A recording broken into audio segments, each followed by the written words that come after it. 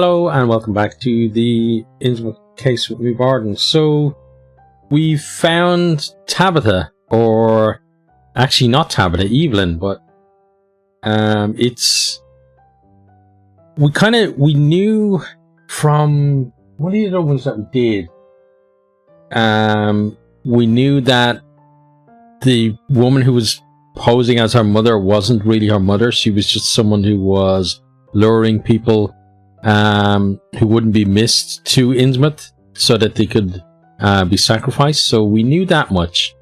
We didn't really know that the girl existed up to this point, other than she had a photo of someone, obviously, but we didn't know that there was actually a girl in the town that would be that person, even though we've been looking for her, or supposedly looking for her all this time. But we found her and it's amazing. But let's see where we go from here. The little girl is leading you across town. When you read the street name Relay Road, you realize that you are on your way to the northern part of the city. Had you followed the address that Dahlia left you, you would have ended up in a completely different area. The other end of town, to be exact. You wonder, what would have awaited you there? Oh yeah, so hopefully we get to replay this and find out. Evelyn strides ahead purposely into the area in which she claims to live.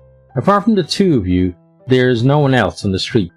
Although it's only late afternoon, but you can sense that you are not alone. The curtains in the windows of the surrounding houses are constantly moving. The streets are getting narrower and narrower. Good thing you don't suffer from claustrophobia. Evelyn isn't speaking. Let's talk to the girl. Nothing wrong with clearing up a few things while you're walking. Hey, listen. Evelyn slows down and looks at you expectantly. Something appears to make her sad. Why does your mother think you've gone missing? Why does your mother think you've gone missing? The girl's face falls as she looks back on the footpath. I don't know. Then that was too direct, it seems. She's clearly hiding something. But your question has scared her off. While she keeps leading you along the road, you wonder how you can coax something out of her.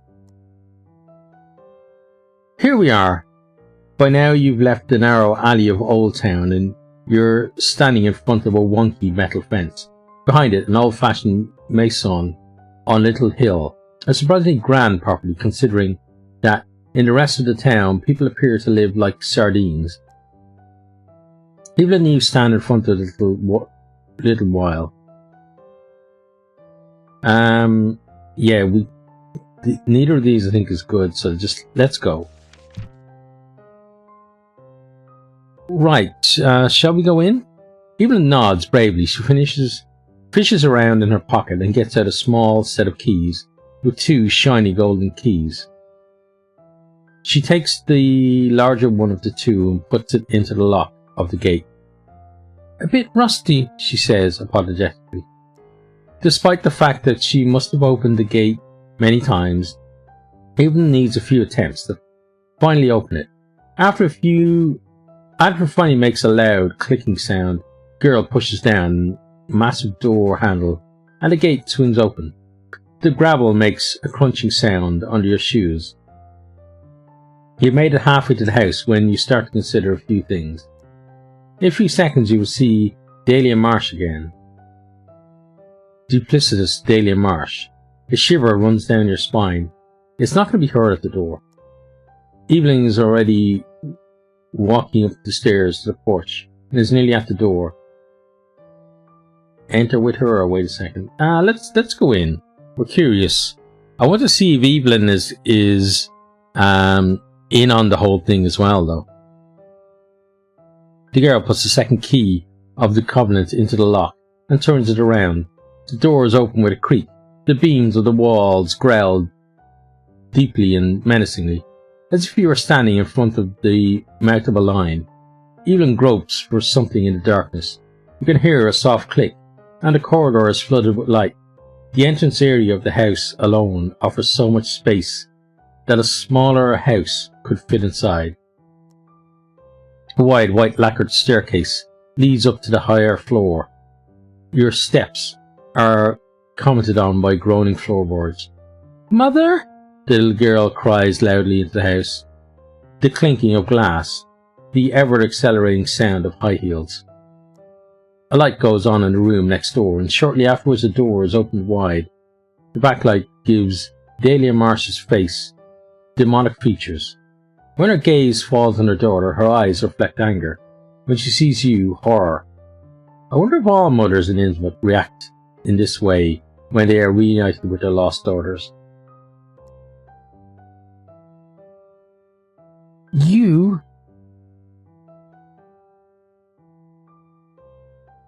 Oh, beautiful. Case solved, ma'am.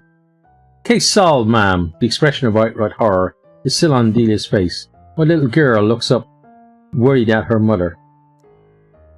Delia holds her hand in front of her mouth, an antiquated gesture which reminds you of old films in which men had strange beards and women wore corsets. She recovers herself quickly, and the affected smile spreads on her lips. "How nice to see you!" Before you can reply anything, she kneels down gracefully and gently ruffles her daughter's hair. "There you are, Angel. Are you okay?" Evelyn nods, but she's not actually said anything ever since you entered the house. Something is going on. Well, it's Innsmouth. More than something is going on, but just in this little thing, I still don't believe that it's her daughter. Delia seems to be satisfied with this response. Apparently completely recovered from her initial shock, she gets up and gives you a dazzling smile. "Dinner is almost ready. Why don't you stay so we can discuss everything else?" Her smile is tense. Dinner sounds splendid.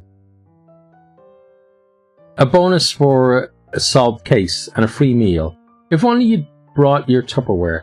Maybe you can clarify some things over dinner. "I'd love to," you say, and Delia claps her hands excitedly. She turns to her daughter and purrs.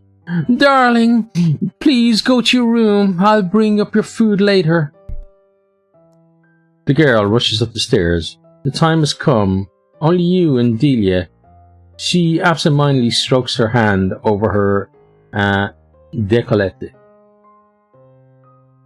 So, lots of theories are running through my head. One is that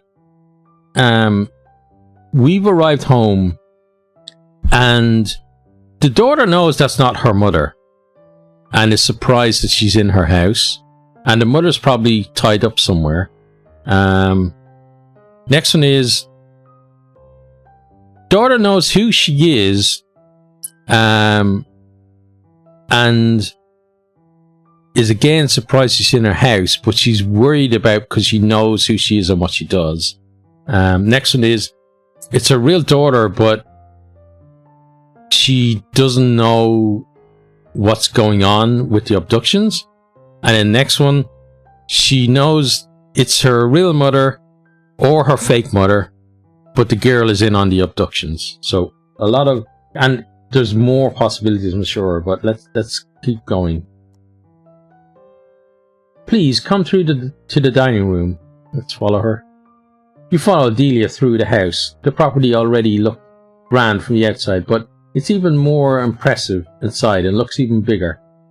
At least that's what it appears to be. But perhaps you should simply watch fewer British sci-fi shows. You start looking around. Follow her without delay. Start looking around. The first room you enter is a kind of living room for dandies. It is everything a stinking rich fellow on the East Coast would require to spend a relaxing Sunday afternoon.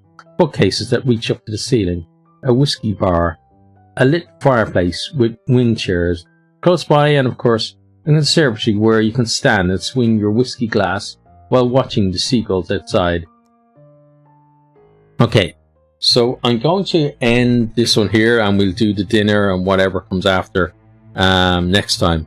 So I have to say I'm so excited about this part, because I was thinking while I was going through the other endings or the other possibilities that I was going to explore, I was thinking, should I go and look online to see how you actually find the girl? Because I've never found the girl. And then by trying to get abducted, or not abducted, but run into the mob again, I just, by complete accident, found the girl just because I refused to skip the intro in the video game. It's just fantastic. But that's going to do it for this one. So hope you've enjoyed. Hope you're keeping safe out there. And hope to see you next time. Goodbye. I hope you enjoyed this video. If you did, maybe consider hitting the subscribe button there on the right, or checking out some other videos here on the left. Or perhaps you might even share with some friends.